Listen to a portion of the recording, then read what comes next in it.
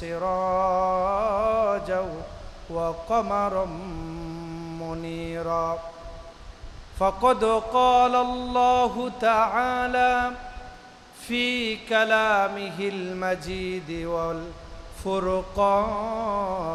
الحميد গলার আওয়াজকে ছেড়ে দিয়ে আমার সাথে বলুন রাজিম বিসমিল্লাহির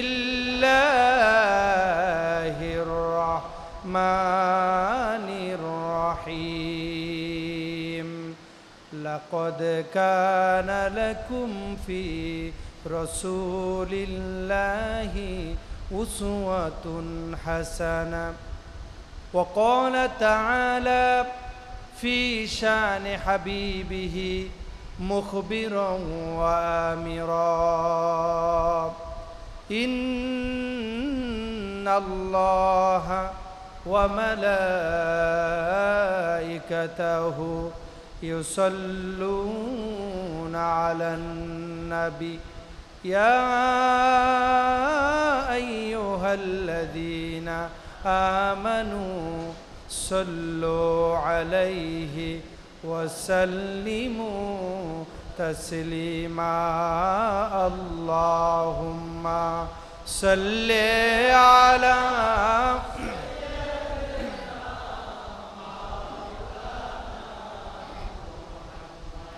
وعلى آل سيدنا مولانا মোহাম্মদ জবান খুলে মোহাব্বতে বলি আল্লাহুম্মা সাল্লি আলা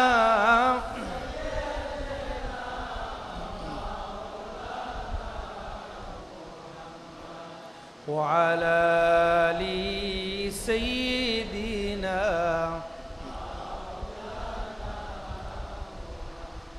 জাকুনি रोज महाशर दस्ते अपनी छिर पे लालो ना मुझे अल्लाहुम्मा सल्ले आला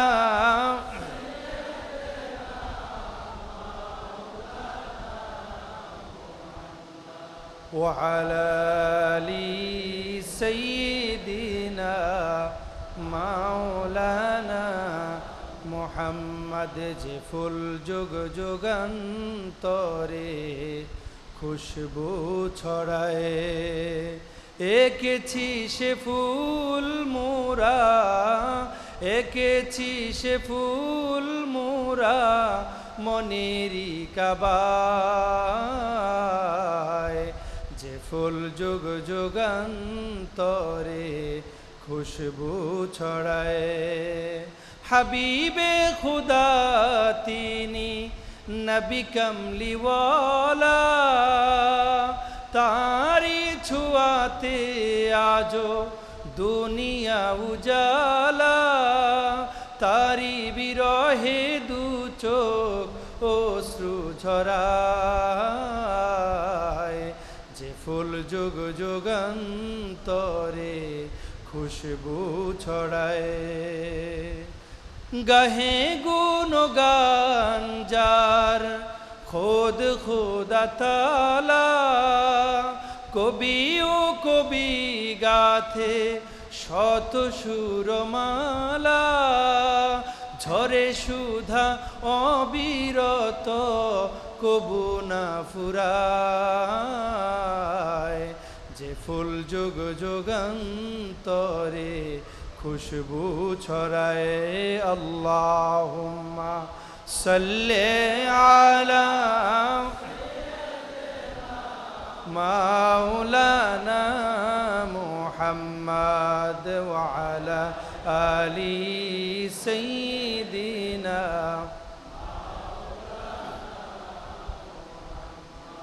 মানবতার শীর্ষে তুমি হলে উপনীত রূপের ছটায় দূর করিলে আধার ছিল যত সকল গুণের সমাবেশে চরিত্র মহান তুমিও তোমার বংশ পরে হাজারো সালাম। বালাগাল উলাবি কামালিহি কাশাফাদ দুজা বিজামালিহি হাসনাতু জামিউ খিসালিহি সাল্লু আলাইহি ওয়ালিহি। মোহাব্বতে পড়েন বালাগাল উলাবি কামালিহি কাশাফাদ দুজা বিজামালিহি হাসনাতু জামিউ খিসালিহি সাল্লু আলাইহি ওয়ালিহি। মুআজ্জাজ মুহতারাম, সম্মানিত আল্লাহ পাকের মেহমান, নবী প্রেমী আল্লাহওয়ালা মুসলিম তাওহিদি জনতা, প্রতি জুমাবারের মতো আজকেও আমরা জুমার নামাজের পূর্বেই কিছু আলোচনা কোরআন এবং সহিহ সুন্নাহ থেকে শোনার জন্য একত্রিত হয়েছি। যে মহান মালিক আমাদেরকে একত্রিত করার সুযোগ দিলেন, ইহজাগতিক সকল ব্যস্ততাকে উপেক্ষা করে পরজাগতিক মুক্তির লক্ষ্যে যে মহান মালিক আমাদেরকে সুযোগ এনায়েত করে দিলেন, গলা ছেড়ে দিয়ে ওই মহান রবের শুকরিয়া আদায় করে বলুন আলহামদুলিল্লাহ। আর একটু জোরে বলেন না আলহামদুলিল্লাহ। লাখো কোটি দরুদ আর সালাম পড়ছি সেই মানবতার মুক্তির দিশারি, বিশ্ব মানবতার মুক্তির সনদ, নবিকুল সম্রাট নবী মুহাম্মদ রাসূলুল্লাহ সাল্লাল্লাহু আলাইহি ওয়াসাল্লামের উপর যে মহান মালিক আজ থেকে প্রায় ১৫০০ বছর পূর্বে পৃথিবীর সর্বশ্রেষ্ঠ এবং পৃথিবীর সর্বশেষ নবী এবং রসুল হিসেবে যাকে প্রেরণ করেছেন, আজও পর্যন্ত পৃথিবীতে আর কোনো নবী রসুল আসে নাই, অবশ্যই এখনও নাই, অবশ্যই কিয়ামত পর্যন্ত আসবে। সবাই বলেন আসবে। এটা হচ্ছে আহলে সুন্নাহ ওয়াল জামাতের আকীদা। আমাদের নবী হচ্ছেন শেষ নবী, ওনার পরে আর কোনো নবী আসবে না। যদি কেউ নবী হিসেবে অন্য কাউকে স্বীকৃতি দেয়, সে নবী নয়, তার ঈমান থাকবে না, তাকে আল্লাহ রাব্বুল আলামিন কাফের হিসেবে ঘোষণা দিয়েছেন। কারণ শেষ নবী হচ্ছেন নবী মুহাম্মদ রাসূলুল্লাহ সাল্লাল্লাহু আলাইহি ওয়াসাল্লাম। প্যারে হাজিরিন, ধারাবাহিক আমরা আলোচনা শুনছিলাম। আল্লাহ রাব্বুল আলামিন তার হাবিবের শানে বলেছেন, লাকাদ কানা লাকুম ফি রাসূলিল্লাহি উসওয়াতুন হাসানা। উত্তম চরিত্রের পূর্ণতা সাধন করতেই এই পৃথিবীতে আমার নবীজির আগমন। জোরে জোরে বলেন না সুবহানাল্লাহ।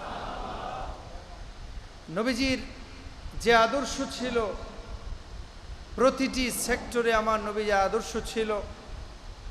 আপনি যদি পৃথিবীর রাজনীতি কোন দিকে যাবে, পৃথিবীর সমাজনীতি কোন দিকে যাবে, পৃথিবীর অর্থনীতি কোন দিকে যাবে, পৃথিবীর ব্যক্তিগত নীতি, পারিবারিক নীতি কোন দিকে যাবে, এই প্রশ্ন যদি করেন, তাহলে হয়তোবা আপনাকে কেউ জবাব দিবে, রাজনৈতিক জীবন যদি তুমি কারো অনুসরণ করতে হয়, তাহলে তুমি অনুসরণ করো আব্রাহাম লিঙ্কন। অথবা বলবেন কেউ, অর্থনৈতিক জীবন যদি কেউ পরিচালনা করতে চায়, সামাজিক জীবন যদি কেউ ডেভেলপ করতে চায়, তাহলে যাবেন কোন দিকে? দুনিয়ার কোনো মানুষ জ্ঞান অর্জন করে আপনাকে বলবে, তুমি যাও অ্যারিস্টটলের কাছে, তুমি যাও সক্রেটিসের কাছে, তুমি যাও বার্ট্রান্ড রাসেলের কাছে। এক একজনের কাছে গেলে হয়তো কিছু জ্ঞান তুমি পেতে পারো, কিন্তু সমস্ত বিষয়ের সব জ্ঞান পরিপূর্ণরূপে কেউ যদি পেতে চায় একজনের কাছে, গোটা পৃথিবীর সমস্ত জ্ঞানী মানুষ একজনকেই উল্লেখ করেছেন, তিনি আর কেউ নন। তার ব্যাপারে আল্লাহ নিজেই বলেছেন, ইন্নাকা লা আলা খুলুকিন আযীম। বলেছেন, লাকাদ কানা লাকুম ফি রাসূলিল্লাহি উসওয়াতুন হাসানা। অন্যত্র বলেছেন, ওমা আরসালনাকা ইল্লা রাহমাতাল লিল আলামিন। নবীজি নিজেই বলেছেন, বুইস্তু লিউতাম্মিমা মাকারিমাল আখলাক of all the religious personalities of the world. Prophet Muhammad সাল্লাল্লাহু আলাইহি সাল্লাম ওয়াজ দ্য মোস্ট সাকসেসফুল। একজনের কাছে গেলে সর্ববিষয়ের আদর্শ খুঁজে পাওয়া যাবে, তিনি আর কেউ নন, তিনি মানবতার নবী, আমাদের নবী, নবী মুহাম্মদুর রাসূলুল্লাহ। জোরে জোরে বলেন না সুবহানাল্লাহ, আরো জোরে বলেন না সুবহানাল্লাহ। একজনকে যদি খুঁজে পান তাহলে সব বিষয় একজনের মাঝেই পাবেন। পৃথিবীর ইতিহাস সাক্ষ্য দেয় রাজনীতির আমাদের কোন দিকে যাবে, সমাজনীতিটা কোন দিকে যাবে, আমাদের অর্থনীতি কোন দিকে যাবে। অর্থনৈতিক অবস্থা ভেঙ্গে টুকরা টুকরা হয়েছে পুরো পৃথিবীতে। বিশ্ব ব্যাংক কখনো দেউলিয়া হয়ে যাওয়ার সম্ভাবনা। আমাদের বাংলাদেশের অবস্থায় দেখেন, কত কোটি কোটি টাকা এদেশ থেকে ও দেশে পাচার হয়ে আমাদের দেশকে ফকির করে দিয়েছে। এমন প্রতিটি দেশেই অর্থনৈতিক অবস্থা ভঙ্গুর। তার কারণটি কি? আপনি যদি দেখেন, একমাত্র সুদ ভিত্তিক অর্থ ব্যবস্থার কারণে গোটা পৃথিবীর অর্থনীতি ভেঙ্গে চুরমার হয়েছে। কিন্তু মানবতার নবী অর্থনৈতিক জীবন কেমন হবে এ ব্যাপারে আজকে আমরা আলোচনা শুনব। নবীজির অর্থনৈতিক জীবনটা কেমন ছিল আর আমাদের অর্থনীতিটা কেমন চলছে, কি কারণে আমরা অর্থনীতিতে পিছিয়ে পড়ছি। আমাদের আয় ইনকাম যতই হয় কিন্তু আমরা বরকত পাচ্ছি না, তার কারণটি কি? এর কারণ আজকে আমরা ব্যাখ্যা করে আমরা জানিয়ে দিব।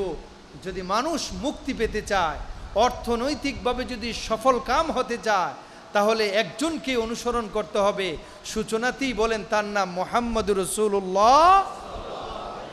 ভাইরা আমার, আল্লাহর হাবিব সাল্লাল্লাহু আলাইহি ওয়াসাল্লাম তিনি মুসলিম উম্মাহকে অর্থনীতি কোন দিকে যাবে, তুমি কোন দিকে অর্থনীতি খুঁজবে, অর্থ ব্যবস্থা কোন দিকে যাবে, এ ব্যাপারে ঘোষণা দিতে গিয়ে কোরআনুল কারীমের বিখ্যাত আয়াত, তিনি আল্লাহ পাকের দেওয়া সেই আয়াত তিনি বলেছেন, ওয়া আহাল্লাল্লাহুল বাইআ ওয়া হাররামার রিবা। তিনি ব্যবসাকে হালাল করেছেন কিন্তু হারাম করেছেন সুদকে। বলেন সুবহানাল্লাহ। এক নম্বর ঘোষণা আল্লাহ জানিয়ে দিলেন। এরপরে নবীজি ঘোষণা করলেন, তলাবুল হালাল ফরিদাতুন বাদাল ফরিদা।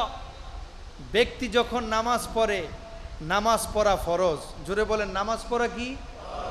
নামাজ ফরজ। ইবাদত করার পর ব্যক্তির উপরে আরেকটি ফরজ ইবাদত খুঁজতে হবে, সেটি হচ্ছে তলাবুল হালাল। হালাল রিজিক অন্বেষণ করাও নামাজের মতোই ফরজ করে দিয়েছেন। বলেন সুবহানাল্লাহ। ভাইরা আমার, আল্লাহর হাবিব নবীজি আমার মুহাম্মদ সাল্লাল্লাহু আলাইহি ওয়াসাল্লামের জীবনী যদি আপনি খুলে দেখেন, তিনি ছোট্টবেলাতেই বকরিকে লালন পালন করতেন। ছোট্টবেলায় শিশু মানুষ, তিনি কিন্তু বসে রইলেন না ঘরে। আয় ইনকাম করার জন্য নবীজি বকরি লালন পালন করেছেন মরুভূমিতে। হাদিস সাক্ষী দেয়, নবীজির ছোট্টবেলাতেও তিনি অর্থনীতি খুঁজেছেন হালাল উপায়ে। এরপরে যখন নবীজি একটু বয়স বাড়ে গেল, 25 বছর বয়স, নবীজি যখন ব্যবসা বাণিজ্য ভালো করে বুঝেন, তখন আম্মাজান খাদিজাতুল কুবরা ছিলেন ধনাঢ্য মহিলা। সে আরবের ধনাঢ্য মহিলার কোটি কোটি টাকার সম্পদ তিনি কারো কাছে দিতে পারেন না ভয়েতে। কারো কাছে দিলেই সে সম্পদগুলো নষ্ট করে ফেলবে, দুর্নীতি করবে। নবীজি একজন লোক খুঁজলেন খাদিজাতুল কুবরা, কাকে এই সম্পদের আমানত দেওয়া যায়। মক্কার আল আমিন, বিশ্বাসী হিসেবে যাকে সবাই স্বীকৃতি দিয়েছে, সেই 25 বছরের যুবক আমাদের নবী মুহাম্মদ সাল্লাল্লাহু আলাইহি ওয়াসাল্লামকে খুঁজে তিনি তার কোটি টাকার ব্যবসার দায়িত্ব আমার নবীকে তিনি দিয়ে দিলেন। বলেন সুবহানাল্লাহ। নবীজি মাত্র কয়েকদিনে তার ব্যবসা এত ডেভেলপ করলেন, এত সুন্দর ব্যবসা পরিচালনা করলেন। কোনো সুদ নাই, কোনো ঘুষ নাই, কোনো অপচয় নাই, কোনো ধরনের দুর্নীতি নাই। সব কিছু উপেক্ষা করে হালাল পন্থায় খাদিজাতুল কুবরার ধন সম্পদ তিনি ডাবল করে দিলেন। বলেন না সুবহানাল্লাহ। পুরা সমাজে এই যে সুদ ভিত্তিক অর্থ ব্যবস্থা ছাড়াও এই পৃথিবীতে সম্পদকে বাড়ানো যায়, এই ধ্যান ধারণা মানুষের ছিলই না। নবীজি খাদিজাতুল কুবরার ব্যবসাকে তিনি ডেভেলপ করলেন এবং সুদকে চিরতরে তিনি মুছে দিলেন এবং দুর্নীতি, সব ধরনের অপচয় থেকে যখন সম্পদকে তিনি ডেভেলপ শুরু করলেন, আরবের মানুষেরা সন্তুষ্ট হয়ে তারাও সুদী ব্যবস্থাকে লাথি মেরে নবীজির হালাল পন্থায় এই ব্যবসা তারাও শুরু করে দিলেন। বলেন না সুবহানাল্লাহ। নবীজির অর্থ ব্যবস্থার মূল চাবিকাঠি ছিল সুদকে ভেঙ্গে টুকরা টুকরা করে দেওয়া। বলেন তো দেখি, আমাদের সমাজে সুদ ভিত্তিক অর্থ ব্যবস্থা আছে না নাই? আওয়াজে মনে হয় নাই। সুদ ভিত্তিক অর্থ ব্যবস্থা প্রতিটি সেক্টরে, যার কারণে আমাদের অর্থনৈতিক অবস্থা ভঙ্গুর। আপনি কোটি টাকার মালিক হতে পারেন, আপনি কোটি টাকা রাজস্ব আয় দেখাতে পারেন, কিন্তু আসলেই তলা ফাঁকা থাকবে। কারণ সুদ ভিত্তিক অর্থ ব্যবস্থাটা হচ্ছে এমন একটা ঝুড়ির মধ্যে যদি ছিদ্র করে দেন, ওই ঝুড়িতে যদি পানি দেন, বলেন পানি কি আর থাকবে? এই সুদ হচ্ছে এমন, আপনার ওই ছিদ্র দিয়ে পানি যেমন পড়ে যায়, আপনি যতই অর্থ এখানে রাখেন, এটা কোনো না কোনো উপায় এটা চলে যাবে, আপনার কাছে থাকবে না। এটা হচ্ছে যারা ধনাঢ্য তাকে শুধু ধনী বানাবে, আর যে গরিব তাকে দিন দিন আরো গরিবী হালাতে পৌঁছাই দিবে। মধ্যস্থ কোনো মানুষ কোনোদিন উপরে উঠতে পারবে না, নিচেও নামতে পারবে না। তার এই ভঙ্গুর ওই অর্থ ব্যবস্থার কারণে যারা শুধু ধনী তারা ধনী হতেই থাকে। ধনী হতে হতে কোটি টাকা অর্জন করে এক সময় সে রাক্ষস হয়ে যায়, আর তার ওই পৃথিবীর অর্থ সম্পদ পাচার করতে তার দ্বিধা হয় না। কোটি কোটি টাকা সম্পদ এই দেশ থেকে পাচার করে নিয়ে যাবে। কিন্তু যারা গরিব তারা আর কোনোদিন ধনাঢ্য হওয়ার স্বপ্ন দেখতে পারে না।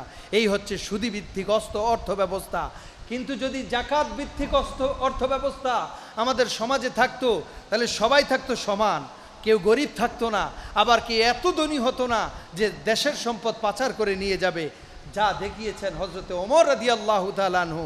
ইসলামী অর্থ ব্যবস্থা ছিল জাকাত ভিত্তিক। তিনি সেই দেশে অর্থ ব্যবস্থাকে এত সুন্দরভাবে সুদবিহীন অর্থ ব্যবস্থা চালু করলেন, সেই দেশে কোনো গরিব ছিল না। একজন মানুষকে খুঁজে পান নাই গরিব যে জাকাত নিবে। আল্লাহ রাব্বুল আলামিন সমাজে শান্তির ব্যবস্থা করে দিলেন। কোনো ধরনের মারামারি কাটাকাটি ধন সম্পদ নিয়ে ছিল না। আল্লাহ রাব্বুল আলামিন এই শান্তির পৃথিবী যদি আমরা অর্জন করতে চাই, তাহলে অবশ্যই সুদকে লাথি মারতেই হবে এবং হালাল পন্থায় আমাদের জীবিকা উপার্জন করতে হবে। আল্লাহ যেন সেই তৌফিক দান করে। সবাই পড়ে না আমিন, আরো জোরে পড়ে না আমিন। ভাইরা আমার, ব্যবসা হচ্ছে সবচাইতে উন্নত রিজিকের ব্যবস্থা। চাকরি আপনার এটা ব্যবস্থা করবে রিজিকের, ব্যবসাও ব্যবস্থা করবে রিজিকের, কিন্তু ব্যবসা হচ্ছে 10 ভাগের 9 ভাগ রিজিক আল্লাহর পক্ষ থেকে ব্যবসার মধ্যে। বলেন না সুবহানাল্লাহ। আমরা যে ব্যবসা প্রতিষ্ঠানে আছি, দিন দিন এর উন্নতি হচ্ছে। আমরা দোয়া করি আল্লাহ রাব্বুল আলামিন যেন আমাদের এই মেঘনা গ্রুপের ব্যবসা বাণিজ্যে দিন দিন খায়ের ও বরকত দান করে। পড়ে না আমিন। ভাইরা আমার, এই ব্যবসা আল্লাহ রাব্বুল আলামিনের হাবিব তিনি করেছেন। ব্যবসা করা সুন্নতে রাসূল। ব্যবসা করবেন, কিন্তু ব্যবসাটা হবে কোন পদ্ধতিতে, সেই পদ্ধতি নবীজি হাদিসে পাকে বলে দিয়েছেন। আল্লাহ রাব্বুল আলামিন হাদিসে পাকে সুন্দরভাবে উল্লেখ করে দিয়েছেন, আত-তাজিরুস সাদুকুল আমিন মান নাবিয়্যিন ওয়াস সিদ্দিকিন ওয়াস শুহাদা। সৎ এবং আমানতদারী ব্যবসায়ী যারা, তারা হাসরের ময়দানে সিদ্দিক, শুহাদা এবং নবীদের সাথে তাদের নবী, সিদ্দিক এবং শুহাদা যারা শহীদ, তাদের সাথে হাসরের মাঠে উঠাবেন। তাহলে তার মর্যাদা কত বড় আল্লাহ পাকের কাছে। এজন্য যারা আমরা ব্যবসার সাথে জড়িত আছি, তাদেরকে আমি বলবো, নবীজির হাদিস অনুযায়ী আপনি ব্যবসা করুন সুদবিহীন, ব্যবসা করুন হালাল পন্থায়, ব্যবসা করুন নবীর দেখানো পথে, তাহলে আপনার হাসর হবে নবীদের সাথে। বলেন না সুবহানাল্লাহ। ভাইরা আমার, সুদ ভিত্তিক ব্যবসা বাণিজ্যে যারা জড়িত, তাদের হাসর কিন্তু নবীর সাথে হবে না। সুদ ভিত্তিক যাদের অর্থ ব্যবস্থা, যারা ব্যবসার কাজ নিয়ন্ত্রণ করে, তাদের হাসর কিন্তু সাদিকিন, শুহাদা, শহীদদের সাথে হবে না। কিন্তু যারা সৎ ব্যবসায়ী, আমানতদার ব্যবসায়ী, রসুল বলেছেন তাদের হাসর হবে নবীদের সাথে, তাদের হাসর হবে সিদ্দিকদের সাথে, তাদের হাসর হয়ে যাবে শুহাদা, শহীদদের সাথে। তাই সৎ এবং আমানতদার ব্যবসায়ী কারা, আমি সেই কথাই আপনাদেরকে বলছি। যারা ব্যবসা করে সৎ পদ্ধতিতে, সময় হয়ে গেল আপনি আপনার মালকে দ্বিগুণ করে বাড়িয়ে বিক্রি করলেন, এটা হচ্ছে সৎ ব্যবসায়ীর পরিচয় নয়। আপনি আমানতদার ব্যবসায়ী কখন হবেন? যখন আপনার যে পণ্য আপনি ক্রয় করলেন তার দ্বিগুণ নয়, বরং ওই সমাজের মানুষের আয় ইনকামের দিকে লক্ষ্য করে সামান্য কিছু আয় বাড়িয়ে দিয়ে আপনি মানুষের কাছ থেকে কিছু প্রফিট নিয়ে যে ব্যবসা করবেন, যেটা গলাকাটা ব্যবসা নয়, ওই ব্যবসাকে আমানতদার সৎ ব্যবসা বলা হয়। আর যে ব্যক্তি সৎ এবং আমানতদারিতার সাথে ব্যবসা করবে তার হাসর হয়ে যাবে নবীদের সাথে। জোরে জোরে বলেন সুবহানাল্লাহ। এজন্য আমরা যারা ব্যবসায়ী আছি আপনাদেরকে অবশ্যই সচেতন থাকতে হবে, এবং যে সকল ব্যবসায়ীরা ব্যবসা করে বেড়ায় তাদেরকে আপনি পরামর্শ দিবেন যে নবীজির ব্যবসার পদ্ধতিটা কেমন ছিল। নবীজি কখনো গলাকাটা ব্যবসায়ী হন নাই। আপনি ব্যবসা করবেন সেটা সমাজের যে আয় ইনকাম সেটা রক্ষা করে, তাদের মানুষের আয় ইনকামের দিকে লক্ষ্য রেখে আপনাকে অবশ্যই প্রফিট অর্জন করতে হবে, এবং কোনো ধরনের ধোঁকাবাজি চলবে না, কোনো ধরনের ব্যবসায়ের কাজে কোনো ধোঁকা চলবে না। আপনি দিবেন একটা, গায়ে লিখে দিবেন আরেকটা, এটা চলবে না। এটা করবেন তো আপনার ব্যবসা হারাম হয়ে যাবে। আল্লাহ রাব্বুল আলামিন যেন হালাল উপায়ে ব্যবসা বাণিজ্য করার তৌফিক দান করে, এবং আমাদের যারা ব্যবসায়ী তাদেরকে যেন আল্লাহ নবীদের সাথে, সিদ্দিকদের সাথে, শহীদদের সাথে হাসর নসর করার তৌফিক দান করে। সবাই পড়ে না আমিন।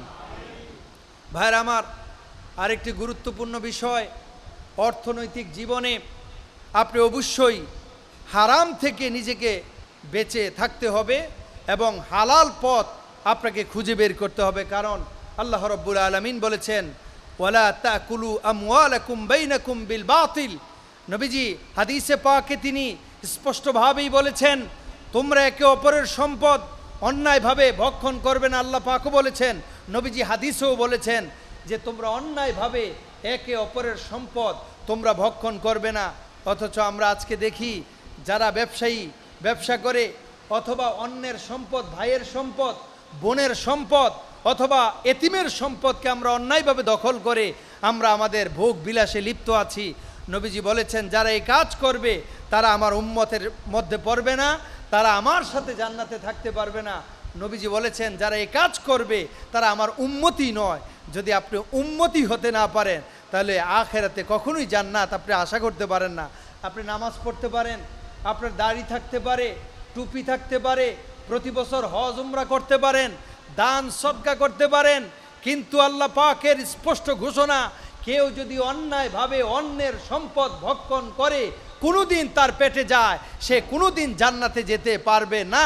যদিও সে নামাজি হয়, যদিও সে হাজি হয়, যদিও সে আপনার দান সদকা করে, যদি হারাম উপায়ে আপনার সম্পদ অন্যায়ভাবে দখল করে আপনি ভক্ষণ করেন, আপনি জান্নাতি হতে পারবেন না। এজন্য খবরদার, যারা মানুষের সম্পদ অন্যায়ভাবে দখল করে আছেন আজকে এগুলো ছেড়ে দেন, এগুলো দিয়ে দেন। আর যারা অন্যায়ভাবে ভক্ষণ করে ফেলেছেন তওবা করেন। যার সম্পদ অন্যায়ভাবে গ্রহণ করেছেন তাকে ডাক দিয়ে ক্ষমা চান এবং সমপরিমাণ সম্পদ ফিরিয়ে দেন, তাহলে হয়তো আল্লাহ ক্ষমা করতে পারে। এজন্য আজকে তওবা করতে হবে। যারা জীবনে একটি টাকা হলে অন্যায় করে অর্জন করেছেন তাদের অবশ্যই যদি জান্নাতের আশা থাকে, জাহান্নামের ভয় থাকে, তারা তওবা করবেন। আল্লাহ যেন আমাদেরকে অন্যায়ভাবে সম্পদ অর্জন থেকে বেঁচে থাকার তৌফিক দেয়। পড়ে না আমিন। হারাম সম্পদ মানে কোনটা? হারাম সম্পদের ব্যাখ্যা করতে গিয়ে মুফাসসির বলেন, এক নাম্বার হারাম সম্পদ হচ্ছে সুদের টাকা যারা লেনদেন করে, এটা হচ্ছে এক নাম্বার হারাম। কারণ আল্লাহ বলেছেন, ওয়া আহাল্লাল্লাহুল বাইআ ওয়া হাররামার রিবা, স্পষ্ট হারাম এই সুদ। যারা সুদের লেনদেন করেন, যারা সুদের টাকা নিজের হাতে গণনা করে দেন, যারা সুদের টাকা লেনদেনের কাগজ কলমে সই করেন, যারা সাক্ষী থাকেন, যারা সুদ দেন, সুদ খান, তিন স্তরের মানুষকে আল্লাহ পাক গজব নাজিল করবেন দুনিয়াতে থাকা অবস্থায়। এজন্য যারা সুদের সাথে জড়িত, আপনি যদি লেখালেখি করে সাক্ষী থাকেন, আপনি যে সুদ খান, যে সুদ দেন, প্রত্যেককেই আমি বলছি এগুলো থেকে ফিরে আসেন, এখনো সময় আছে। আপনি হাজি হতে পারেন, আমি বারবার বলি, আপনি নামাজি হতে পারেন, নামাজ পড়ে কপালে দাগ দিতে পারেন, আপনি দান করে করে দানবীর হতে পারেন, কিন্তু সুদ ভিত্তিক কোনো কাজে যদি আপনি জড়িত থাকেন কোনো দিন আপনি জান্নাতে যেতে পারবেন না। ঘোষণাটা দিলেন কে? সবাই বলেন ঘোষণাটা কার? প্রমাণ, ও আহাল্লাল্লাহুল বাইআ ওয়া হাররামার রিবা, আল্লাহ অবশ্যই হারাম সুদকে করেছেন, আর যে হারামের সাথে যুক্ত থাকবে সে কোনোদিন জান্নাতে যেতে পারবে না। এজন্য আপনাকে পায়ে হাত রেখে আমি অনুরোধ করি, এখনো যারা সুদ ভিত্তিক ব্যবস্থার সাথে জড়িত হয়ে গেছেন আপনারা বের হয়ে আসুন। আল্লাহ যেন আমাদেরকে সুদ থেকে বাঁচার তৌফিক দেয়, পড়ে না আমিন।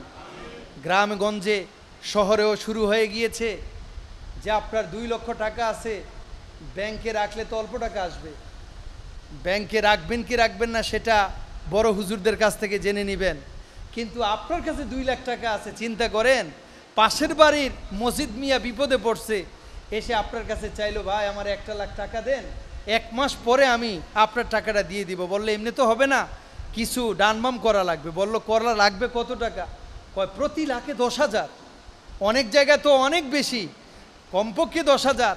বললো ভাই 10,000 দিব, কিন্তু তাও দাও। বেচারা নিল 1 লক্ষ টাকা, 1 মাস গেলেও দিতে পারে না।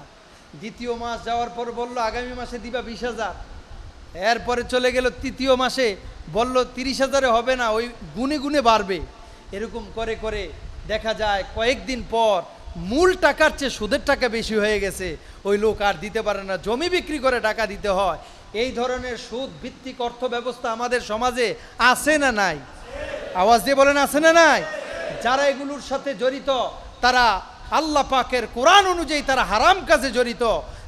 যাদের ইনকাম হারাম, যাদের রক্ত হারাম, তারা কোনোদিন জান্নাতে যেতে পারবে না। এজন্য এই হারাম কাজ থেকে আপনাকে বাঁচতে হবে।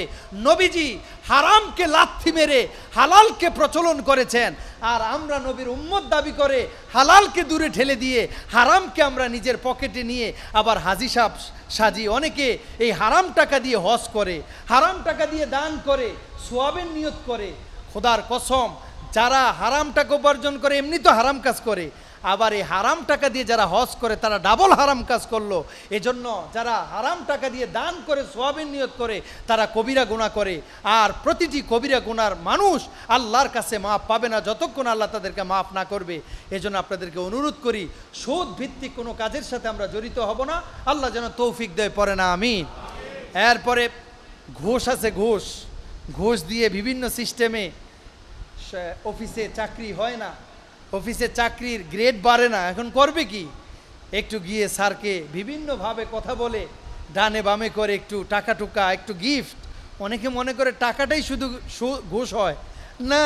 50,000 টাকা দামের আপনি একটা বড় গিফট নিয়ে স্যারকে দিলেন, উদ্দেশ্য স্যার খুশি হলে চাকরিটা পেয়ে যাব, স্যার খুশি হলে চাকরির গ্রেড বেড়ে যাবে। খোদার কসম, আপনার গিফট, আপনার টাকা, আপনার স্যারকে সালাম দেওয়া, এই প্রত্যেকটাই সুদের অন্তর্ভুক্ত, ঘুষের অন্তর্ভুক্ত হবে, কারণ আপনার উদ্দেশ্য খারাপ।